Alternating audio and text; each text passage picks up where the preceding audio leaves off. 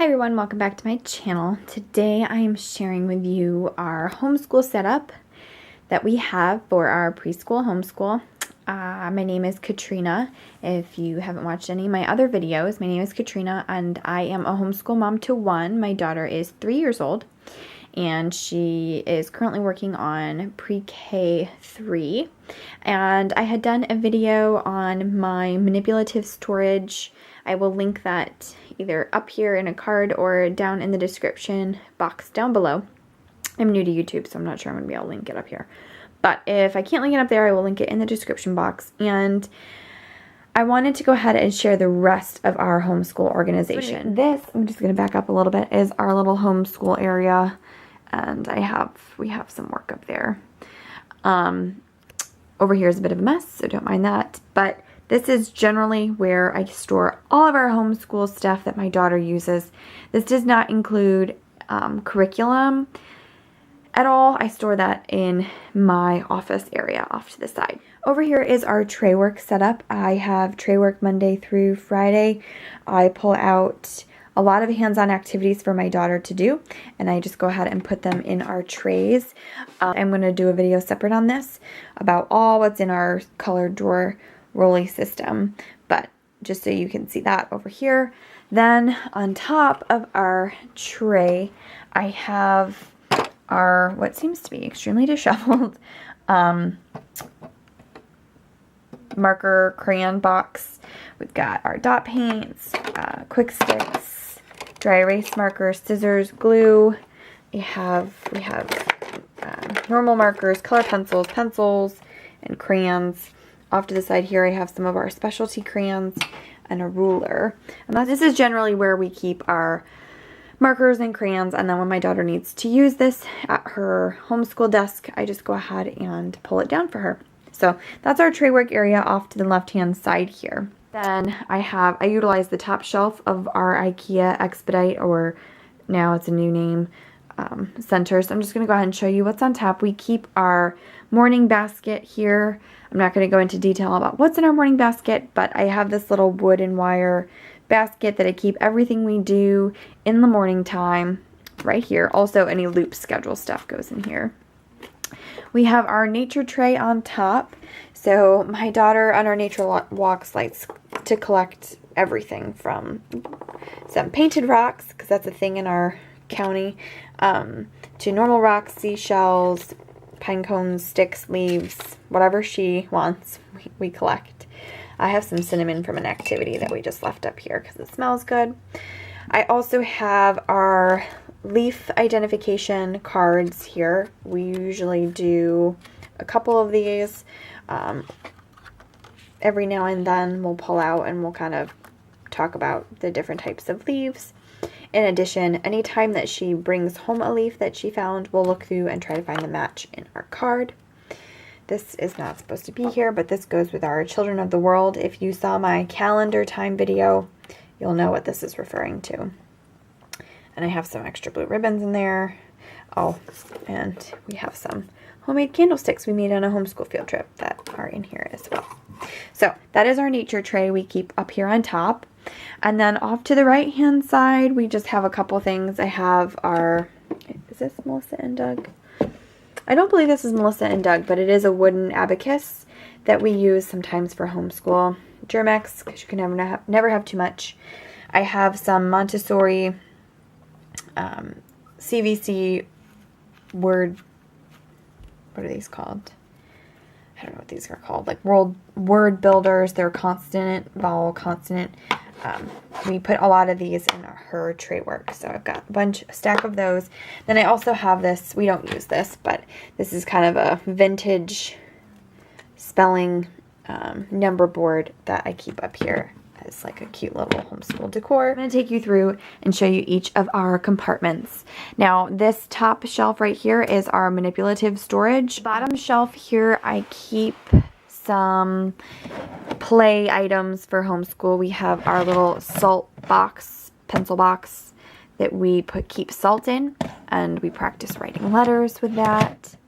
I have in this box, this is Kinetic Sand with a whole bunch of Kinetic Sand play tools, measuring cups and such.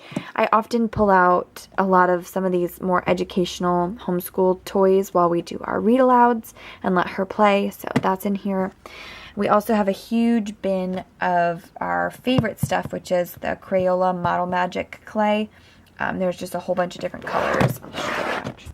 So this is some open clay, mixed together clay and tools, and then all of her Model Magic different colors in here. On the shelf to the right of our manipulatives, I have some more educational games. Well, I have some name puzzles that has my daughter's name on it that she can play with. I also have some play sticks that she can build. We have all different types of shapes and sizes. She likes to build houses, bridges. We have our Magnetiles. These are an off-brand. I think these are Play Mags or something. And then we have our Brain Flakes, which is one of my daughter's favorites down here. And you can build all sorts of things with them. So this is kind of like our educational toy shelf, and I allow her to pull some of these down, like I mentioned, during our read aloud time to play with. On the bottom here, I have mostly flashcards, additional homeschool materials. I have our Melissa and Doug wooden clock that we use a lot for homeschool. I also have right here, I keep these. We have lacing cards. These are just some animals and lacing cards that we'll do every once in a while. And then I have a big bin and a little bin on top here. So this is kind of probably not organized to you, but it makes sense to me. This is just a whole bunch of flashcards. I have some first letter sound flashcards. We have some alphabet sounds. I have a lot of 3-part cards. These are like 3-part flower cards. Apple pie 3-part cards. I just have a ton of 3-part cards that have to do with letters. Some additional cards that go with some file folder games. These are mostly 3-part cards, but anyway, they're kind of all jammed in here, and I don't reach for these as often, but they're there if we need them. And then in this big bin, mostly flashcards. We did the Peaceful Preschool for a while, so we have all of our glitter tracing cards here. My very first book of numbers. I have some. These we haven't opened yet, but I got these at the Dollar Tree, some spinners.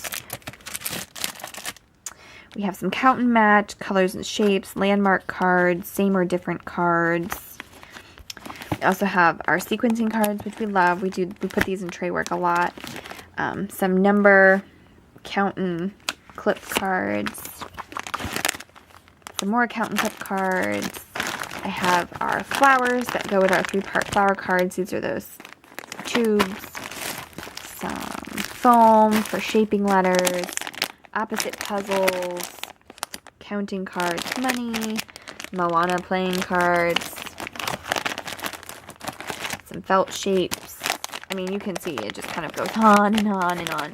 I also have a memory game, some alphabet white clean cards, and a crunchy map down there that we haven't used yet.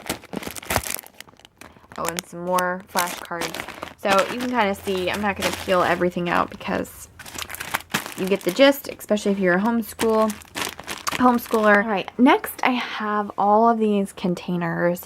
All of the ones on the top shelf here have to go with our math curriculum, which you have not seen that video yet, so this is like, I guess, a little bit of a spoiler alert.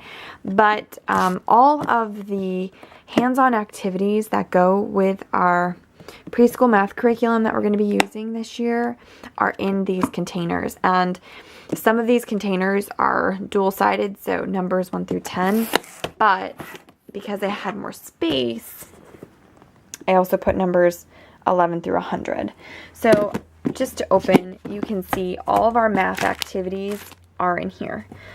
So that's how I store these, and I will show a little bit more of the activities in here when I go over the math curriculum. But that is all of our math hands-on activities, along with that right there, this extra bin I had laying around, so I used it. And apparently a coloring pad. And then on the bottom is all of our activities that have to do with seasonal work. So I purchased the Fun Hands-On Learning Seasonal Activity Pack, and she has activities for spring and Easter, Valentine's Day, fall and Thanksgiving, and winter and Christmas. And all of her activities I've printed and laminated and cut out myself. We have used all these activities, or some of them. Some of them were a little bit too advanced for my daughter. But we will get probably another 2 or 3 years out of these activities, because they range from pre-K all the way up to, I would say, about a first grade level activity. So all of these are in here on the bottom shelf, and then we've got some ice cube trays for, I don't even know. We have our homeschool book collection here, which is a little bit rusty. A lot of these books we use for homeschool, or some of our extra read alouds are back here. You know, we have some maze books, we have our phonics books, which I'm doing a video on, some, a lot of alphabet books, a lot of nature books, the anatomy, bird books. This is stuff that we read. This gets rotated out in our morning basket. And then lastly, I have this really flimsy bin that I used to use more of these, but they're just kind of flimsy. But I haven't had a great way to store my art supplies, so this is what works. This is all of our crafting homeschool supplies, with the exception of some paint. But we have our tablecloth that we use to paint, cotton balls, pom-poms, hearts, sticker flowers, markers, pipe cleaners, buttons, popsicle sticks. I mean, the list goes on and on. Glitter glue. This is just full of art supplies. So we keep all of our art supplies for our homeschool and preschool crafts in there, along with her little smock. And there you have it. That is our homeschool preschool setup for the most part. As I mentioned, I will go into details about our morning basket and our tray work in some future videos. If you have any questions about anything I talked about, or if you want a more detailed video on some of the activities that we have, please leave a comment down below. I'd be more than happy to oblige. Please like and also consider subscribing. I'm hoping to have a lot more homeschool, either organization videos, curriculum choices, reviews on all sorts of things coming up. And I really appreciate your time. And hopefully this video wasn't too long. So thanks so much for watching. Bye.